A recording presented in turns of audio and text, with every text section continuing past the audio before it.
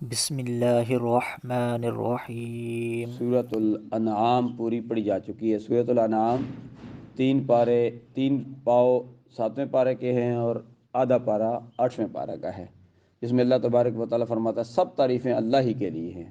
الحمدللہ خلق السماوات والارض وجعل الظلمات والنور، جس نے زمین کو بھی پیدا کیا اور آسمان کو بھی پیدا کیا۔ زمینیں بھی ساتھ ہیں اور آسمان بھی ساتھ ہیں۔ اللہ تبارک و تعالیٰ نے زمین و آسمان کو 6 دنوں میں پیدا فرمایا۔ اگر چاہتا اللہ تو کون کہتا تو زمین بھی اور آسمان بھی ساری کائنات مرد وجود میں آ جاتی، لیکن اس میں بتانا یہ مقصود تھا کہ ہر چیز کا ایک وقت مقرر ہے۔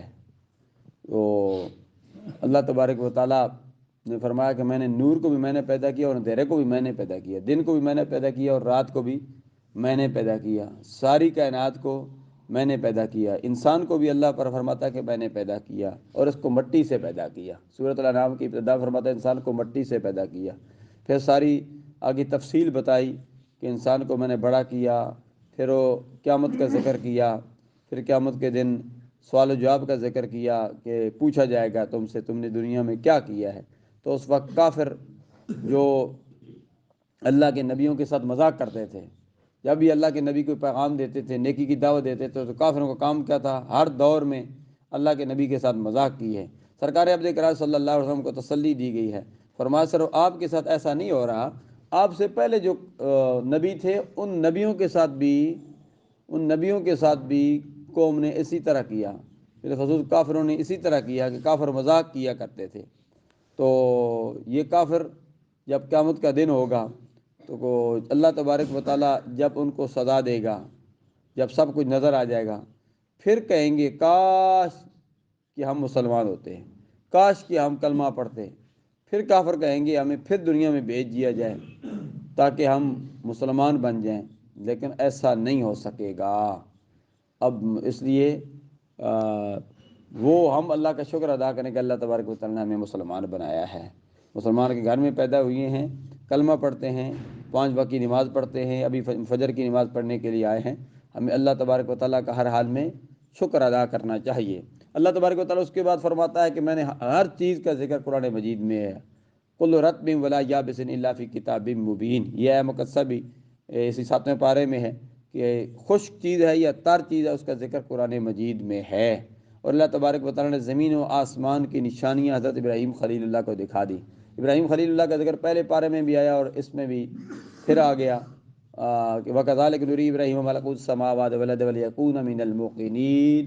اللہ تبارک و تعالیٰ نے ابراہیم خلیل اللہ کی تبلیغ کا انداز بتایا کہ ابراہیم خلیل اللہ نے اپنے قوم کو کیسے تبلیغ کی۔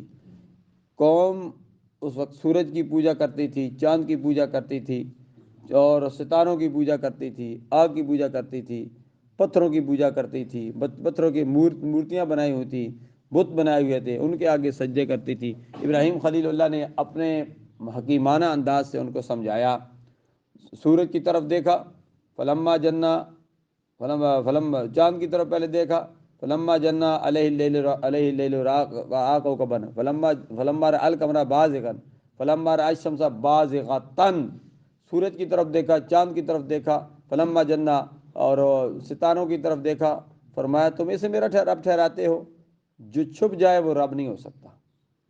سورج چھپ گیا نا، فلما رأى الشمس بازغة، کیونکہ سورج مذکر ہے اس لیے یہاں بازغة آیا ہے۔ یہ مذکر اور مؤنث، ایک مؤنث سے بھائی ہوتی ہے، ایک مؤنث سے کیسی ہوتی ہے، چونکہ سورج مؤنث ہے، یہاں شمس تو نہیں آیا، آگے بازغة آیا ہے، مؤنث کی نشانی ہے، یہ مؤنث کی نشانی یہ ہوتی ہے عربی میں آخر میں تا ہوتی ہے، تو یہاں شمس چونکہ مؤنث ہے اس لیے آگے آخر میں تا آئی ہے، اور قمر کے آگے تا نہیں آئی ہے، فلما رأى القمر بازغا آیا ہے۔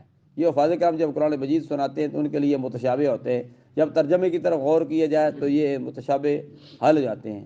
آسان طریقے سے متشابہوں کو حل کرنے کے لیے ترجمے پر توجہ دینی پڑتی ہے، لیکن جو حفاظ کرام حافظ ہوتے ہیں، صرف علم حاصل نہیں کرتے، درس نظامی نہیں کرتے، عالم نہیں بنتے، ان کے لیے قرآن مجید سننے میں تکلیف ہوتی ہے، کیونکہ رٹا رٹا ہوتا ہے، بعض دفعہ نہیں پتہ ہوتا ہے یہ تو سینا پڑتا ہے یا یوں سینا پڑتا ہے، یا تو سینا پڑھنا ہے یا یوسا پڑھنا ہے، یا بعض غتن پڑھنا ہے یا بعض غن پڑھنا ہے، جب عالم ہوگا اس کا پتہ لگے گا یار شمس تو یہ مؤنث سے سمائی ہے، اگر نشانی نہیں آئی ہے لیکن آگے بازغتن یہ نشانی آ رہی ہے۔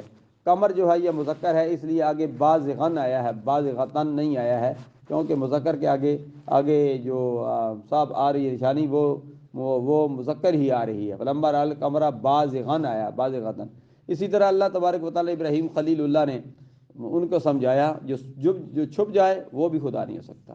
جب چاند چھپ گیا فرمایا یہ بھی خدا نہیں ہو سکتا، جب ستارے بھی چھپ جائے فرمایا یہ بھی خدا نہیں ہو سکتا۔ خدا وہ ہے جو زمین کو بھی گھیرے ہوئی ہے، آسمان کو بھی گھیرے ہوئی ہے، ہر وقت موجود ہے۔ یہ الگ بات ہے کہ نظر نہیں آتا، لیکن یہ خدا اللہ تبارک و تعالیٰ کی یہ تجلی بتا رہی ہے، اللہ تبارک و تعالیٰ ہونے کا یہ ثبوت ہے کہ یہ زمین بھی موجود ہے، آسمان بھی موجود ہے۔ وہی خدا ہے جو نظام ہستی چلا رہا ہے۔ کوئی خدا ہے جو یہ نظام چلا رہا ہے، خدا نہ ہوتا تو یہ نظام کیسے چلتا؟ اور وہ خدا ایک ہی ہے، وہ ایک ہی ہے۔ اللہ تبارک فرمایا اس ایک ہی کی بندگی کرو، اس ایک ہی کی طرف جھک جاؤ۔ ابراہیم خلیل نے پھر آخر میں یہ بتا دیا کہ انی وجہت وجہ للذی فطر السماوات والارض حنیفا وما انا من المشرکین۔ فرمایا میں مشرکوں میں سے نہیں ہوں، جس طرح تم شرک ٹھہراتے ہو، میری توجہ صرف اللہ ہی کی طرف ہے، میں نے اللہ ہی کے آگے سر جھکانا ہے، اور میں رب ہی کو سجدہ کرتا ہوں، رب ہی کو سر جھکاتا ہوں۔ اے میری قوم، رب ذوالجلال کی بارگاہ میں چھپ جاؤ، رب کو سجدہ کرو۔ اللہ تبارک و تعالیٰ نے اس کے بعد ابراہیم خلیل اللہ کے ساتھ اور بھی کئی انبیاء کرام کا ذکر کیا۔ 8ویں پارے کی ابتدا میں اللہ تبارک و تعالیٰ نے فرمایا کہ ہر نبی کے لیے شیطان جنوں اور شیطان انسانوں کو دشمن بنایا۔ وَكَذَلِكَ جَعَلْنَا لِكُلِّ نَبِيٍّ عَدُوًّا شَيَاطِينَ الْجِنِّ وَالْإِنسِ۔ فرمایا انسانوں میں بھی نبی کے دشمن رہے اور جنوں میں بھی اللہ کے نبی کے دشمن رہے۔ اللہ تبارک و تعالیٰ نے اپنے پیارے حبیب صلی اللہ علیہ وسلم کو تسلی دی ہے، فرمایا آپ سے پہلے بھی جن بھی اللہ کے نبیوں کی دشمنی کرتے تھے، اور اس طرح یہ انسان بھی کرتے تھے۔ یہ اللہ تبارک و تعالیٰ کی مشیت ہے، اللہ تبارک و تعالیٰ کی مرضی ہے، تاکہ اللہ تبارک یہ آزمائش اللہ تبارک و تعالیٰ اپنے نبیوں کو بھی آزماتا ہے، اور اللہ کے نبی اس میں کامیاب و کامران ہوتے ہیں۔ حضرت یونس علیہ السلام کا واقعہ، حضرت ہود علیہ السلام کا واقعہ، حضرت یوسف علیہ السلام کا واقعہ، واقعات سے قرآن مجید انبیاء کرام کے واقعات سے بھرا پڑا ہے۔ تو ان نبیوں کی ہر دور میں ان کی قوم نے مخالفت کی ہے، کافروں نے مخالفت کی ہے، مذاق اڑایا۔ جب نبی تبلیغ کرتے تھے، بتاتے تھے کہ یہ نیک کام ہے، یہ اچھا کام ہے، یہ کام کرو، تو قوم آگے مذاق کرتی تھی۔ قوم بلکہ حضرت شعیب علیہ السلام کے لیے تو یہاں تک کہ قوم ڈنڈے سوٹیاں لے کر حضرت شعیب علیہ السلام کے راستے میں بیٹھ جاتی تھی۔ فرماتے ہیں کہ یہ نبی آیا ہے جو کہتا ہے میں اللہ کا نبی ہوں، اگر آئندہ کے لیے تم نے تبلیغ کی، امر بالمعروف نہی عن المنکر کا یہ کہا تو ہم آپ کو ماریں گے۔ ہر طریقے سے انہیں روکنے کی کوشش کی، لیکن شعیب علیہ السلام حضرت موسیٰ کلیم اللہ کے سسر تھے۔